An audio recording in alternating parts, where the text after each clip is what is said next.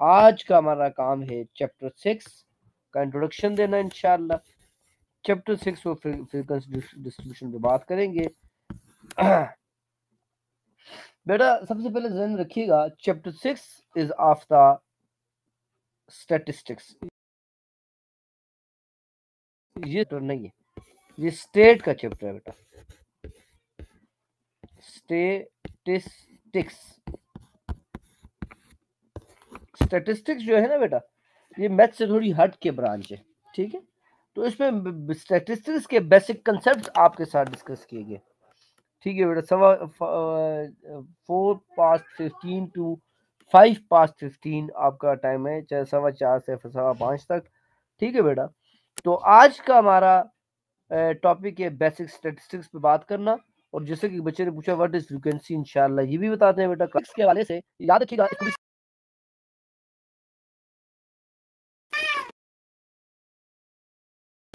हाँ, मैथ्स में इसलिए बेटा इसको दिया है कि बहुत से लोग जब मैट्रिक करते हैं उसके बाद डिफरेंट फील्ड में आते हैं। जैसे कोई बच्चा डी कॉम में आता है, यानी कॉमर्स फील्ड में आता है, कोई बिजनेस फील्ड में आता है, कोई अकाउंटिंग फील्ड में आता है, कोई साइंस फील्ड में आता है, कोई मेडिकल में आता है, कोई इंजीनियरिंग में आता है। तो इसलिए इसको बताइए दिया गया है कि आप अगर जब आप कॉमर्स फील्ड में आएंगे, चाहे कॉमर्स फील्ड की कोई फील्ड भी ज्वाइन करेंगे, तो उसमें स्टैटिस्टिक्स बहुत इंपॉर्टेंट है, वो आपको जरूर आनी चाहिए। इसलिए बेटा इसको टच दिया, क्योंकि सारे बच्चे मैट्रिक के बाद एफएफएससी नहीं करते, बल्कि कोई लोग बच्चे डी कॉम भी करते हैं, एफसीएस भी करते हैं, और भी बहुत सी कॉमर्स की फील्ड में जा सकते हैं। इसलिए बेटा स्टैटिस्टिक्स कराई जाती है, ठीक है ना जी। एक बच्चे मुझे इसका क्या काम है, इसलिए मैंने कहा सर अभी तक मुझे आपने अनबेन नहीं किया। वो बेटा मैं भूल जाता हूँ, मैं नहीं करता हूँ, आप मुझे याद दिला करें, इंशाल्लाह मैं कर लूंगा इंशाल्लाह।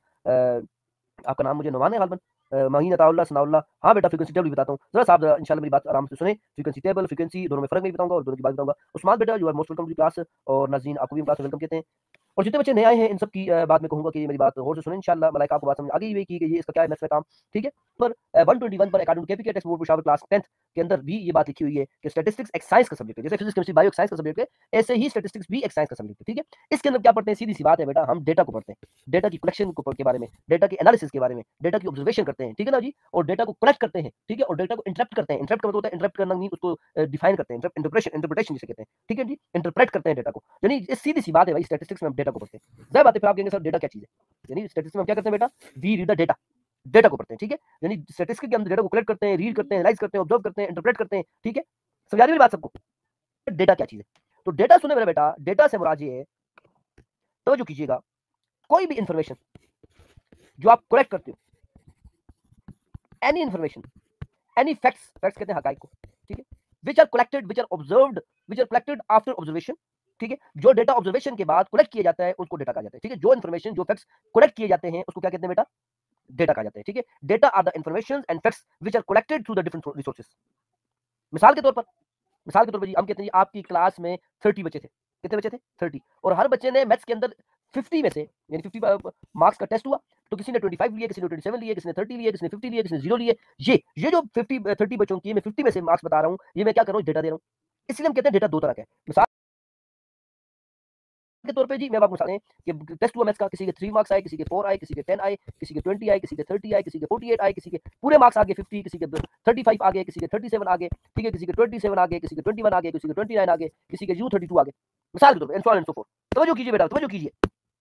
हाँ जी, आउट ऑफ 50 मैंने बता दिया कि 50 मार्क्स का टेस्ट हुआ, ठीक है बेटा। अब ये जो आपके सामने लिखा हुआ इट इज कॉल्ड डेटा, क्यों? अच्छा, डेटा आमतौर पे डेटा न्यूमेरिकल फॉर्म में होता है, मीन नंबर्स की फॉर्म में होता है, लेकिन जरूरी नहीं है कि वो नंबर ही की फॉर्म में हो। कभी कभी वो याद रखिएगा क्वालिटेटिव फॉर्म में भी होता है, लेकिन बहुत रेयर केस में होता है। ऑफन मीन 100% यानी 90% प्लस बात होती है कि डेटा हमेशा न्यूमेरिकल फॉर्म में होता है, नंबर्स की फॉर्म में होता है, ठीक है ना बेटा। अब ये जो आपके सामने लिखा हुआ है ये एक स्कैटर्ड डेटा है। कौन सा डेटा है? Scattered data. Is called scattered data, it is called discrete data, ठीक है। It is called you may say disperse data, इस you may say it is called disorder data, it is called disarranged data, unarranged data. यानी ये वो data है जो कि order form में नहीं है, जिसको हमने बस ऐसे ही स्कैटर्ड फॉर्म लिख दी है। तो दूसरा उसमें कहते हैं अनग्रुप डेटा। सबसे मशहूर इसका नाम क्या है बेटा? Ungroup data. ये कौन सा डेटा है भाई? Ungroup data. आपने क्या किया, आपने अनग्रुप फॉर्म में एक इन्फॉर्मेशन इकट्ठा कर दी है कि क्लास में 30 बच्चों ने मैथ्स में ये मार्क्स किए। समझ आ गई बात? अब ये जो डेटा है it is called ungroup data. इसी डेटा को जाहिर बात है, अब मैं किसी कोई बंदा पूछे जी क्लास में बच्चों को अगर मैं ऐसे बता दूं, ऐसे लिख के पेज पे दे दूं, तो जाहिर बात है उस क्लास के बारे में आपका एनालिसिस करना, आपका उस क्लास के बारे में कोई राय कायम करना, या उसका क्लास के बारे में कोई आउटपुट देना, ये पॉसिबल नहीं होगा, ठीक है। क्योंकि जाहिर बात है स्टैंडर्ड फॉर्म में आपके इसके 3 इसके 8 इसके 7 इसके 20 इसके 50 इसके 80, अब कैसे बात समझ जाएगी, ठीक है बेटा। लेकिन ये है कि बता के बंदा जाते हैं, ठीक है आपने बता दिया बेटा। आपको आवाज नहीं आ रही तो आप जिक्र ज्वाइन करते हैं, बाकी सबको आवाज आ रही है। बड़ी गौर से सुनिएगा, मैं आपको बेसिक कंसेप्ट दे रहा हूं बेटा, समझ आ रही मेरी बात। अब अगर किसी बंदे ने क्लास में 30 बच्चों के मार्क्स आए और किसी ने कहा जी मुझे इनका डेटा दे दें कि इनके मार्क्स कैसे हैं, तो आप उस डेटा को इस फॉर्म में लिखें जिसमें आपको दे दिया, ठीक है, आपके सामने लिख दिया। तो जाहिर बात है कि आप कहेंगे भाई इस डेटा इस क्लास के बारे में एनालिसिस बहुत मुश्किल है, सबको मेरी बात आ रही है बेटा? हेलो, बाकी सबको मेरी बात आ रही है? जितने क्लास के जो रेगुलर स्टूडेंट्स हैं, न्यू स्टूडेंट्स हैं, सब क्लास में हैं, जब चले गए बेटा? मैंने कहा आखिर तक क्लास नहीं, 43 बच्चे आए थे, जबकि सिर्फ 25 बच्चे मौजूद हैं। जी शाबाश भाई, हमारे रेगुलर स्टूडेंट्स मेहरान, समद, सनाउल्लाह, वरीशा, अजहर शबीर, शाबाश बेटा। और जी उस्मान, तंजीला बेटा, इसी क्लास के डेटा को अगर मैं ग्रुप फॉर्म में ले आऊं, किस फॉर्म में ले आऊं? ग्रुप फॉर्म में, तो इस क्लास के बारे में एनालाइज करना, इस क्लास के बारे में समझना, इस क्लास के बारे में आउटपुट देना, इस क्लास के बारे में कोई राय कम करना मेरे लिए आसान हो जाएगा। वो कैसे कि मैं इसको ग्रुप बना दूंगा। हम ये देखेंगे कितने क्या करेंगे, गौर से देखिएगा। हम जो कर लेते हैं, पहले आपको समझाने का आसान तरीका बता रहा हूं, फिर मैं आगे डिटेल से बताऊंगा। हम ये करेंगे कि 0 से 10 तक बच्चे अलग कर लेते हैं, हम उनकी अलग ग्रुप बना देते हैं कि 0 से 10 तक कितने बच्चे आए, ठीक है। फिर इसका अगली डिटेल्स बताऊंगा। 10 से 20 भी कर सकते हैं, ठीक है। और 11 से आगे आप 21 तक भी जा सकते हैं। फिर 22 से 32 तक जाएंगे। फिर 33 से कितना तक जाएंगे बेटा? 33 से 43, और फिर 43 से 52 तक जाएंगे। ये मैंने क्या कर दिया? मैंने क्लासेस बना दी। क्या बना दी बेटा?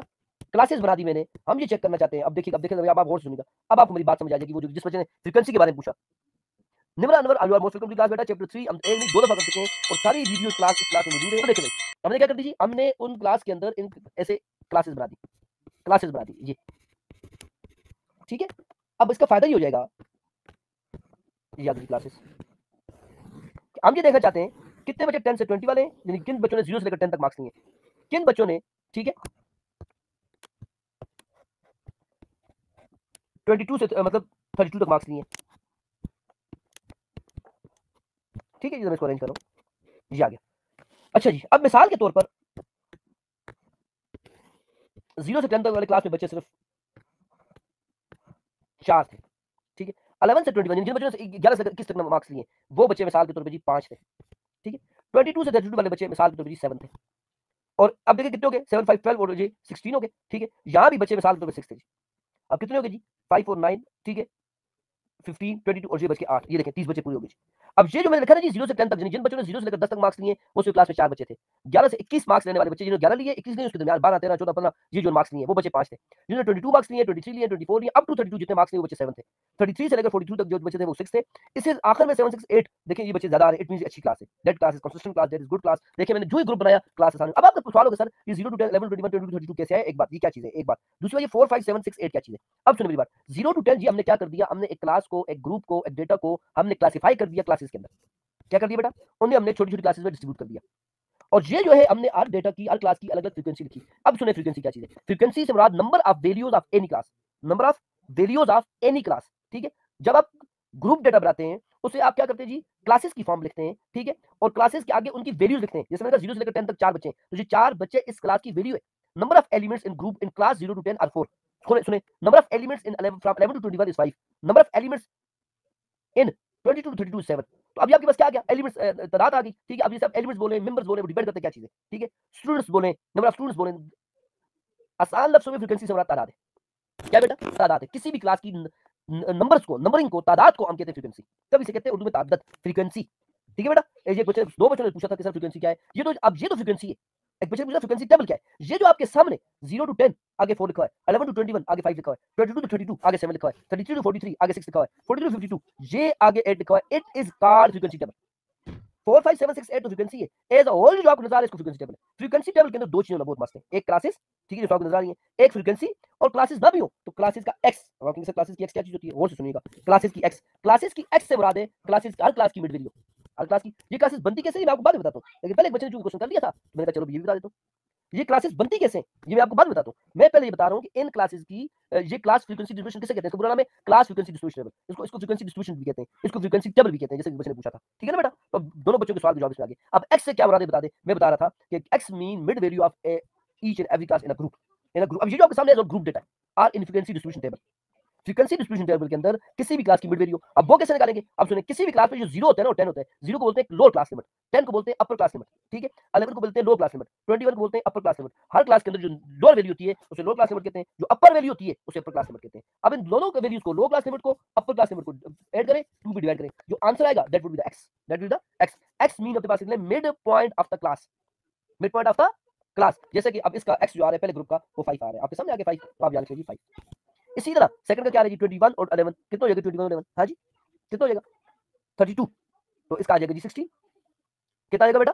16, क्योंकि देखा ना 21 31 1 32 हो गया, 2 भी डिवाइड किया, तो ये आपके पास आ गया 32 को जब डिवाइड किया तो आ जाएगा 16, इसी तरह 22 और 32 को डिवाइड करें, ठीक है, जितना आपके पास आ जाएगा वो उसकी मिड वैल्यू हो जाएगी, ठीक है बेटा। यानी आप इसका हर एक का एक्स निकाल सकते हैं।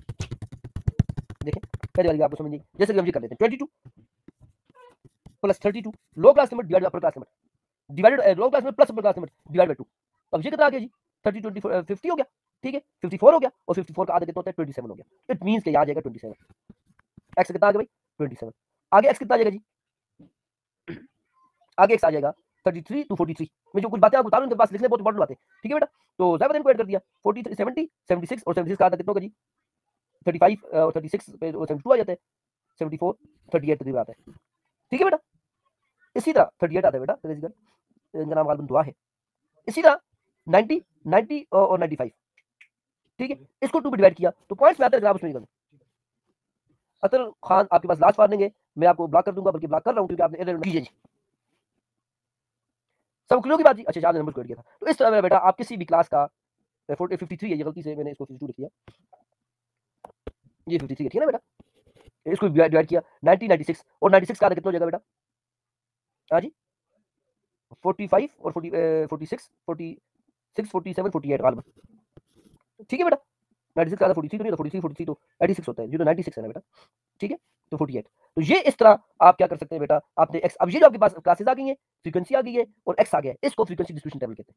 क्या कहते हैं बेटा, फ्रीक्वेंसी डिस्ट्रीब्यूशन टेबल या फ्रीक्वेंसी टेबल, जैसे कि बच्चे ने पूछा था, ठीक है, या इसे आप क्लास फ्रीक्वेंसी डिस्ट्रीब्यूशन टेबल कह सकते हैं, ठीक है। तो इसमें 3 चीजें होती हैं, क्लासेस होती हैं, एफ होता है और एक्स होता है। एफ से मुराद number of element of classes, X से मुराद mid value of the classes, ठीक है, 0 10 10 11 21 20 22 are the classes, and in classes 0 is the class lower class limit and 10 is the class upper class limit, 11 is the called low class limit, 21 is called upper class limit. इसी तरह हर class की lower value low class limit होगी, अपर value अपर class limit होगी, ठीक है बेटा। अब 0 से 10 तक के दरमियान जो वक्फा है उसे क्या कहते हैं, क्लास इंटरवल। क्या कहते हैं बेटा, उसे क्लास इंटरवल भी कहते हैं, क्लास विड्थ भी कहते हैं, क्लास साइज भी कहते हैं, क्लास हाइट भी कहते हैं, बहुत से नाम है, मुस्लिम को मुख्तलिफ होते हैं, क्लास लेंथ भी कहते हैं, ठीक है बेटा। Class length, class interval, class height, class size, जो आप कहना चाहें, जो आपकी बुक में लिखा वो बता दें। जैसे 0 से 10 तक क्लास इंटरवल क्या है, ये बड़ी इंपॉर्टेंट बात है। 0 से 10 तक क्लास इंटरवल क्या है, अब आप कहेंगे 10 नहीं, 10 नहीं है, 11 है। क्यों, क्योंकि इसमें 0 भी शामिल है, 10 भी शामिल है, क्योंकि 0 से लेकर 10 तक किसी बच्चे 10 मार्क्स में वो पहले ग्रुप में आएगा, ठीक है बेटा, समझ आई बात। और 11 वाला जो है, समझ आ रही बात, वो फिर अलग है, वो नीचे 11 वाला बच्चा नीचे आएगा, और 21 वाला बच्चा भी इसमें शामिल है दूसरे ग्रुप में, तीसरी क्लास में 22 और 32 वाला बच्चा भी शामिल है। लिहाजा इसमें 0 10 काउंट करेंगे तो क्लास नंबर आ रहा है 11, नीचे वाला का भी 11, उससे नीचे वाला का भी 11, उससे यानी क्लास आमतौर पे किसी एक ग्रुप के अंदर फ्रीक्वेंसी डिस्ट्रीब्यूशन टेबल के अंदर क्लास इंटरवल सेम होता है। अब एक और चीज होती है क्लास बाउंड्रीज। क्लास बाउंड्रीज तब पड़ती है जब अपर क्लास लिमिट और लो क्लास लिमिट सेम ना हो। तो तवज्जो कीजिएगा, जैसे कि यहाँ सेम नहीं है, इधर 10 है इधर 11 है। इस केस में बड़ा इनको क्लास इंटरवल को सेम करने के लिए ये करते हैं कि जो लोअर होता है ना, लोअर में 0.5 की कमी कर देते हैं, अपर में 0.5 का इजाफा कर देते हैं। लोअर में 0.5 की कमी कर देते हैं, अपर में 0.5 का इजाफा कर देते हैं। उससे क्या फायदा होगा, गौर से देखिएगा। अभी मैं क्लास बाउंड्रीज बनाने जा रहा हूँ, इन्हें कहते हैं class boundaries. Class boundaries mean कि भाई लो क्लास लिमिट और अपर क्लास लिमिट सेम होनी चाहिए। नेक्स्ट क्लास की, ठीक है, लो क्लास लिमिट प्रीवियस क्लास की अपर क्लास लिमिट से के बराबर होनी चाहिए। जैसे यहाँ 0 to 10 10 to 11, अब 11 10 11 सेम नहीं है। इस केस में जब सेम ना हो तो फिर क्लास बाउंड्रीज बनाई जाती हैं, वो इस तरह कि लोअर में कमी कर दे, अपर में इजाफा कर दे। कभी आप नहीं बोले किसकी, 0.5 का, जैसे कि 0 में कमी की तो ये हो जाएगा जी -0.5, ठीक है ना। 10 में इजाफा की तो 10.5 हो जाएगा, ये देखें जी, ठीक है। इसी तरह बेटा 11 में कमी करनी है, नीचे वाले में लोअर में कमी करनी है, ठीक है, 10.5, इसमें इजाफा कर देना है 21.5, अपर में इजाफा करना है, अपर में इजाफा लोअर में कमी, याद रखिएगा, फिर आप भूलेंगे नहीं, ठीक है। फिर देखें 21.5 कमी होगी 22 में, फिर आगे 32 में इजाफा 32.5, फिर 33 में कमी, 33 में जब 0.5 की कमी की तो आ जाएगा 32.5, और ये आ जाएगा जी इजाफे के साथ 43.5, सो एंड सो फोर। आखिरी भी करा देता हूँ, 43 में कमी की 40 कितना जी 43.5, तो ये आगे 43 ने 44 था ना, 44, ये मैंने थोड़ी गलती कर दी, ये 44 था, ठीक है बेटा। 44 टू 54 था, चलो खैर को मसला नहीं है, आपको बात तो समझ आ गई ना, 44 टू 54 था, तो इसमें कमी की 43.5, क्योंकि एक जैसे आगे सारे 253.5। जी देखें जी, आप इसे मार्क्स तो 50 से 54 क्यों आया, 54 बेशक ना आएगा बेटा। क्लास बाउंड्री मैंने कहा बेटा, अगर लो क्लास लिमिट और अपर क्लास लिमिट सेम ना हो, जैसे कि 10 11 सेम नहीं है, 21 22 सेम नहीं है, 32 33 सेम नहीं है, 43 44, तो इसमें ऐसा हमेशा ऐसा करते हैं, क्लास बाउंड्रीज को सेम करने के लिए लो में कमी कर देते हैं 0.5 की और अपर में इजाफा। उसका फायदा ये हो जाता है, उसका फायदा ये हो जाता है, आप सबको नजर भी आ रहा होगा, ये देखें जी 10.5 10.5 एडजस्ट हो गए, 21.5 21.5 32.5 32.5। तो ये एक बच्चे ने हिस्टोग्राम पूछा था, हिस्टोग्राम बनाने में फिर आपको इस चीज की जरूरत पड़ती है कि आपकी क्लास बाउंड्रीज सेम होनी चाहिए। क्लास बाउंड्रीज मीन अपर क्लास लिमिट और लो क्लास लिमिट हर क्लास की सेम होनी चाहिए, इन्हें बोलते हैं क्लास बाउंड्रीज, ठीक है। आमतौर जरूरत नहीं पड़ती, बल्कि आपको डेटा ही आप खुद ऐसा बनाते हो कि जिसमें क्लासेस आप सेम ले लेते हो, जैसे यू 0 to 9 कर लें, ठीक है, 9 to 18 कर लें, ठीक है, 18 to 27 कर दें, ठीक है। 27 टू, अब गौर से सुनिएगा, ठीक है बेटा। आगे क्या होगा जी, टेबल पढ़ लीजिए ना, 9 18 27 के बाद क्या होगा जी, 36 कर ले, ठीक है। 36 टू 45 कर ले, ये देखें जी। अब देखें, अब इसमें ऑलरेडी क्लास बाउंड्री सेम है, लिहाजा आप क्लास बाउंड्री सेम करने की जरूरत नहीं है। अब यहाँ 0.5 की कमी और ज्यादा करने की जरूरत नहीं है, क्यों, यहाँ ऑलरेडी क्लास बाउंड्री सेम है। जब ऑलरेडी क्लास बाउंड्री सेम होंगी तो फिर उस केस में आप किसी किस्म की कमी और इजाफा नहीं करेंगे, ठीक है ना बेटा, मतलब आप यहाँ भी करने पड़ जाए, ठीक है। अब देखें ये देखें, काम आसान हो गया, ठीक है ना बेटा। और इसमें एक बात है कि मिसाल के तौर पे अगर आपने यही समझ लें कि जी आपने टेस्ट दिया है और वो आपने मिसाल के तौर पे अगर आपने यही समझ लें कि जी आपने टेस्ट दिया है और वो आपने वो टेस्ट जो था 40 मार्क्स का था, कितने मार्क्स का था, 40 मार्क्स का था, ठीक है ना बेटा। ये बात देखिए, अब देखिए ये दूसरे से लगा, अब एक बच्चे ने 9 नंबर लिए हैं तो याद रखिए वो अपर क्लास लिमिट में नहीं आएगा, इसमें ये होता है, ठीक है। इसमें अब इसका क्लास नंबर 9 ही है, 0 टू 9, 0 को टू 9 में 9 नहीं गिनेंगे, 0 से लेकर 8 तक गिनेंगे, 9 टू 18 में 9 से लेकर 17 तक गिनेंगे, 18 नहीं गिनेंगे, ठीक है। अगर आपने इस तरह की क्लास ले ली तो ये बड़ी कीमती बात है बेटा। 9 एक बच्चे उसके 9 मार्क्स आए तो वो 9 मार्क्स वाला बच्चा पहले ग्रुप में नहीं आएगा बल्कि दूसरे ग्रुप में आएगा, ठीक है ना बेटा। समझ आ गई बात। मिसाल के तौर पे एक और चीज बताऊं जो आपकी बुक में टेरी वाला कंसेप्ट भी देता हूं, ठीक है। टेरी मार्क्स उसे कहते हैं, जैसे मिसाल के 5 बच्चे थे जिन्होंने इतने मार्क्स लिए, ठीक है, ये 4 बच्चे थे, ठीक है बेटा, ये वाले 6 बच्चे थे, ये बच्चे 8 थे, ये बच्चे 7 थे, ठीक है बेटा। इन्हीं इसी फ्रीक्वेंसी बोलते हैं 5 4 6 7 8, ठीक है। इसी को आप अगर शो करना चाहते हैं किसके में जी, टेरी मार्क्स में, तो टेरी मार्क्स इसे कहते हैं। देखिए जी, मिसाल के 5 बच्चे तो 5 बच्चों का टेरी मार्क्स निशान ये स्पेशल सिंबल होता है, ठीक है। उसके लिए ऐसे टिल्ड लाइन यूज करते हैं, 1 2 3 4 ये 5, ठीक है बेटा। तो ये 5 बच्चों को हमने क्या किया, फ्रीक्वेंसी को टेरी मार्क्स में शो कर दिया। ये अब शो नहीं किया जाता, ये पुराना मेथड है, अब ये यूज नहीं होता कहीं भी। अच्छा, कौन सा बेटा टेरी मार्क्स की बात सुनिए अब्दुल्ला खटक बेटा, कौन सी बात सुनिए, पूछ रहे कौन सा पॉइंट समझ गया, 0 टू 9 वाला। हाँ, 0 टू 9 वाला मैं कहता हूँ कि मिसाल के तौर पे 40 मार्क्स का टेस्ट हुआ है बेटा, तो हमने ये क्लासेस खुद से बता दी हैं कि 0 टू 9 वाले बच्चों को अलग ग्रुप में रखते हैं। मैंने कहा 0 टू 9 जब इधर आ गया और यहाँ भी जब 9 आ गया, अपर क्लास में टोटल क्लास में सेव हो गई, तो फिर देखिए जो जिस बच्चे ने 9 मार्क्स लिए वो पहले ग्रुप में नहीं आएगा, वो दूसरे ग्रुप में आएगा, ठीक है ना बेटा। कि यानी 9 मार्क्स आप उस ऊपर में शामिल नहीं है ना, तभी तो इसकी क्लास लेवल 8 है ना, 0 से लेकर 8 तक आप पहले ग्रुप में डालेंगे, फिर 9 से लेकर 17 तक आप दूसरे ग्रुप में डालेंगे, फिर 17 से लेकर 26 तक आप नेक्स्ट ग्रुप में डालेंगे, ठीक है ना बेटा। ये बात जरूर रखिएगा, ठीक है। यानी एक बच्चे के 9 मार्क्स से आएगा। और ये जो मैंने किया ना, ये जो टेरी मार्क्स जब यूज नहीं होते सवाल की बुक में तो आपको बता दिए, वरना टेरी मार्क्स चार्ज का स्टैटिस्टिक्स में कोई काम नहीं, ठीक है। पहले पहले आता था, ठीक है ना। ये सिर्फ आपने दे दिया, मैंने आपको रिपीट कर दिया कि भाई ये जैसे 4 है तो उसका 1 2 3 4, ठीक है। जैसे 6 है तो ये होगा 1 2 3 4 5 और 7 एक लगा दिया 6, 8 तो आप देंगे 1 2 3 4 5 और 1 2 3 8, ठीक है ना बेटा। इस तरह आप टेरी मार्क्स के जरिए से भी फ्रीक्वेंसी डिस्ट्रीब्यूशन को शो कर सकते हैं। तो ये जो आपके पास मैंने लाइन लगाई है, ठीक है, इन्हें बोलते हैं tally marks for showing the for representing the frequency of any class any group. क्यों की बात जी कि भाई ये क्लासेस बनाते कैसे हैं, ये क्लासेस बनाते कैसे, बस फिर चलो जी कल अगर वक्त हुआ तो भी कर लेंगे। एक्स निकालना चाहते हैं बेशक निकाल दें, ठीक है। जैसे 0 टू 9 का एक्स आएगा ये 4.5 आएगा, ठीक है। और 9 टू 18 का जब 27 हो जाएगा, 27 को आप डिवाइड कर लें 2 पर तो कितना आता है जी, 27 का 13.5, ये इनका एक्स आ रहा है, ठीक है बेटा। इसी तरह आप बाकी चीज़ों का भी एक्स वगैरह लेंगे। एक्स के बाद मिड वैल्यू, एक्स के बाद क्या होती है बेटा, मिड वैल्यू, ठीक है। बस आखिरी बात जी, थोड़ा सा आप परेशान कि हमने मिसाल के तौर पर आपको डेटा दे दिया 7, ठीक है। अब गौर से देखिएगा, ये डेटा दे रहा मैं आपको डेटा दे रहा हूँ 7, यार फास्ट रूल नहीं है, याद रखिए आपकी मर्जी होती है। इनमें से मैं कहता हूँ 5 20 28 30 31, ठीक है, 32 38, ठीक है, फिर 48, फिर 48 रिपीट भी हो सकता है, ठीक है। फिर आपके पास 33, फिर 32, ठीक है, या 23, फिर 15, फिर 14, फिर 7, फिर 5, फिर 3, फिर 4, ठीक है बेटा। बस 3 4 तक कर लेते हैं, बस 3 भी कर लेते हैं, ठीक है बेटा। अब ये आपको टेबल डेटा दिया गया और कहा गया जी इसको फ्रीक्वेंसी डिस्ट्रीब्यूशन टेबल क्या बनाए, इसका फ्रीक्वेंसी डिस्ट्रीब्यूशन टेबल बनाए। अब डेटा आपको दे दिया, आपको नहीं बताइए मार्क्स हैं ये क्या है, कुछ नहीं, बस डेटा आपको दे दिया भाई, न्यूमेरिकल फॉर्म में आपको डेटा दे दिया और कहा गया जी इसकी फ्रीक्वेंसी डिस्ट्रीब्यूशन टेबल बनाए या इसका फ्रीक्वेंसी टेबल बनाए या इसका क्लास फ्रीक्वेंसी डिस्ट्रीब्यूशन बनाए, ठीक है बेटा। कुछ भी कहा जा सकता है। इसकी तरतीब ये होगी कि आप क्या करेंगे, इसमें सबसे पहले देखेंगे जी छोटी वैल्यू कौन सी है, क्या देखोगे बेटा, छोटी वैल्यू कौन सी है। तो देखें इस पूरे डेटा में आप गौर करें तो सबसे छोटी वैल्यू 3 है, क्या है बेटा सबसे छोटी वैल्यू 3 है, ठीक है, ये सबसे छोटी वैल्यू 3 है तो आप 3 को नोट कर लेंगे, 3 को क्या कर लेंगे बेटा, नोट कर लेंगे, सबसे छोटी वैल्यू 3 है। फिर आप ये देखेंगे इस डेटा में सबसे बड़ी वैल्यू कौन सी है, क्या देखेंगे बेटा, सबसे बड़ी वैल्यू कौन सी होगी, इसे रेंज ऑफ क्लास भी कहते हैं, ठीक है। इंशाल्लाह आगे भी आप पढ़ेंगे। सबसे बड़ी वैल्यू जब आपने गौर किया तो आपको सबसे बड़ी वैल्यू कौन सी नजर आई, 48 नजर आ गई, क्या नजर आ गई बेटा, 48 नजर आ गई। अब अगर 48 को 3 से 48 को 3 से निकाल दें, हाईएस्ट वैल्यू को लोएस्ट वैल्यू से निकालें, कितनी आता है 45, ठीक है। अब मिसाल के तौर पे आप ग्रुप कितना बनाना चाहते हैं, आमतौर पे ग्रुप 5 से लेकर 15 तक बनता है, यानी से ज्यादा ग्रुप नहीं बनाए जाते, 15 से ज्यादा नहीं, ये तो बहुत छोटा डेटा है, लिहाजा इसके सिर्फ 4 ग्रुप बना दें। कितने ग्रुप बना दें, 4, 5 भी बना सकते हैं, कोई कैद नहीं है, 6 भी बना सकते हैं, ठीक है। ये कोई हार्ड एंड फास्ट रूल नहीं, स्टैटिस्टिक्स का ये रूल हार्ड एंड फास्ट नहीं है, ठीक है बेटा। लेकिन ये क्या देखिए पीछे में 2 टेबल बनाए तो कोई उसके लिए मैंने ये काम नहीं किया, बगैर किसी काम के बना दिया, लेकिन इस आपको दे दिया गया तो फिर स्टार्ट करेंगे। अब मिसाल के तौर पे जी आपने कहा जी मैं 5 ग्रुप बनाना चाहता हूँ, कितने ग्रुप, 5, ये इसको 5 पे डिवाइड कर देंगे, ठीक है, इसको 5 पे डिवाइड कर देंगे, तो अब ये आ जाएगी 9। इट मींस आपने क्लास लेवल 9 रखना है, कितना रखना है 9। लेकिन बंदा कहता है नहीं जी मैं 10 रखना चाहता हूँ तो भाई रख सकता है, कोई कैद नहीं है, 9 का राउंड अबाउट रख सकते हैं। बंदा कहता है मैं 8 रखना चाहता हूँ, वो 8 रख सकता है। मिसाल के तौर पे एक बंदा कह रहा था जी मैं क्या करूंगा जी, मैं 4 ग्रुप बनाना चाहता हूँ, जब उसको डिवाइड किया जाए तो आंसर में आएगा ना, पॉइंट्स में आएगा 11 4 44, तो 11 पॉइंट समथिंग आएगा, ठीक है। अब जी 11 पॉइंट समथिंग आया, ठीक है, मिसाल को 11.2 आ गया, ठीक है। अब 11.2 आ गया है तो बंदा कहता है जी मैं 11.2 का 11.2 क्लास नहीं रख सकता ना, क्लास हमेशा इंटीजर नंबर रखी जाती है, क्लास इंटरवल हमेशा इंटीजर नंबर होता है, फुल नंबर होता है। तो या तो आप इसको आप 11 भी रख सकते हैं, इसको 12 भी रख सकते हैं, इसको 10 भी रख सकते हैं, ये हार्ड एंड फास्ट नहीं है। जैसे ऊपर मैंने कहा एग्जैक्ट 9 आया लगे, क्या है एग्जैक्ट 9, और एक बंदा कहता है नहीं जी मैं 9 नहीं रखता, मैं 10 रखता हूं, तो वो रख सकता है बेटा। 9 के राउंड अबाउट लेना है, जैसे 9 रख सकता है, 10 रख सकता है, 8 रख सकता है। ऐसे 11.2 आ गया, 12 रख सकता है, 11 रख सकता है, 10 रख सकता है, ठीक है बेटा। तो इससे क्या हो जाएगा, उसको फायदा हो जाएगा। यानी इसका मतलब क्लास इंटरवल कितना होना चाहिए भाई, 9 होना चाहिए। ये highest value minus lowest value divided by number of classes, यानी वो कितनी क्लास बनाना चाहते हैं, इससे आपको क्या हासिल होती है, इससे आपको क्लास इंटरवल हासिल होती है, ठीक है। 9 आ गया तो बेशक 9 एग्जैक्ट रख लें तब भी ठीक है, ठीक है बेटा। 9 रखेंगे तो 6 ग्रुप बन जाएंगे, 10 रखेंगे तो फिर पूरे 5 ग्रुप बन जाएंगे, ये भी ध्यान रखिएगा, ठीक है। फिर आप उसे फ्रीक्वेंसी जब भी आप अपनी मर्जी का जब वो कहेगा ना, आप हमेशा ये लेंगे 0 to 10, क्योंकि इसका काम आसान होता है, 10 to 20, 45 हाईएस्ट याद रखिएगा, ठीक है। उसी तरह 20 to 30, ठीक है, 45 उसमें आना चाहिए, 45 या 45 से बढ़ाना चाहिए, 30 to 40, अब देखें 40 to 50, ये देखें 40 to 50।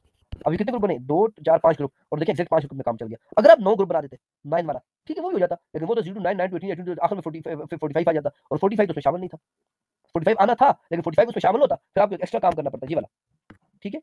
हाँ, जब इसको आपको यूँ करना पड़ता 0 to 9, अगर 9 to 18 वाला काम करते हैं, क्योंकि आपको आप जब भी खुद बनाए तो दोनों को सेम रखना होगा, क्योंकि अगर सेम नहीं रखा तो फिर जाहिर बात है आपको दोबारा काम करना पड़ेगा। 0 to 9, 9 to 18, ठीक है, 18 to 27, ठीक है ना बेटा, ये मैं आपको तरतीब बता जा रहा हूँ, 27 to 36, अब 36 to 45, अगर अब इसमें 45 तो शामिल नहीं है, फिर सिर्फ 45 के लिए आपको एक क्लास और बनानी पड़ेगी, 45 टू क्या लिखेंगे जी 54। अब देखें ना, ये तो 6 क्लास बन गई, तो बेशक 6 क्लास बन जाए, आपने तो 5 का हिसाब किया था ना, लेकिन 6 बन गई तो बेशक बन जाए, कोई फर्क नहीं पड़ता। फिर एक और तरीका, अब देखिए क्लासेस बनाने का तीसरा तरीका बता रहा हूँ, वो ये कि आप लें 0 to 9, आगे जो ले लेना वो 10 ले लें, ये 10 to 20, ठीक है जी। फिर 21 to 31, फिर 32 to 42, फिर 43 to 53, ये देखें जी। अब इसमें आपने क्या किया, वही 2 4 क्लासेस तो 5 ही बनी है, लेकिन आप देख लें कि वो क्लास इंटरवल सेम नहीं आया, क्लास बाउंड्री सेम नहीं आई, फिर वही आपको 0.5 की कमी और 0.5 का इजाफा करना पड़ेगा, ठीक है ना बेटा। अच्छा, इसमें एक और बात भी है, मैंने 0 से स्टार्ट किया है, कोई जरूरी नहीं कि बेटा आप 0 से स्टार्ट करें, 0 से स्टार्ट करना जरूरी नहीं है, आप कहीं से भी स्टार्ट कर सकते हैं, यानी ये इसमें 0 से स्टार्ट करना फर्ज नहीं है, जहां से दिल करते आप स्टार्ट करें, जहां से दिल नहीं। मिसाल के तौर पे देखेंगे इसमें लोएस्ट मार्क्स कितने थे 3, तो ठीक है ना, तो फिर आप 1 से 2 से और 3 से भी स्टार्ट कर सकते हैं। मिसाल के तौर पे हमने 9 का डिफरेंस का कहा था, तो हम यूं कर सकते थे 3 टू 9 का डिफरेंस 12 आ जाता है, ठीक है भाई। फिर अब 12 टू 9 का डिफरेंस जो भी आ गया, ठीक है, तो वो कर लेंगे। यानी ये जरूरी नहीं कि आप आपने 0 ही लेना है, 0 लेना भी जरूरी नहीं है, ठीक है। 1 2 3 कुछ भी ले सकते हैं, लेकिन 3 से ज्यादा नहीं ले सकते, क्योंकि इसमें 3 वाली वैल्यू है, तो 4 नहीं ले सकते, यानी आपके 4 से वो आप नहीं कर सकते, ठीक है ना बेटा। तो ये तरतीब आपके ज़हन में आ गई सारी बात जी, मैंने काफी डिटेल्स आपको बात बता दी है। अब थोड़े से आप तंग हो चुके हैं।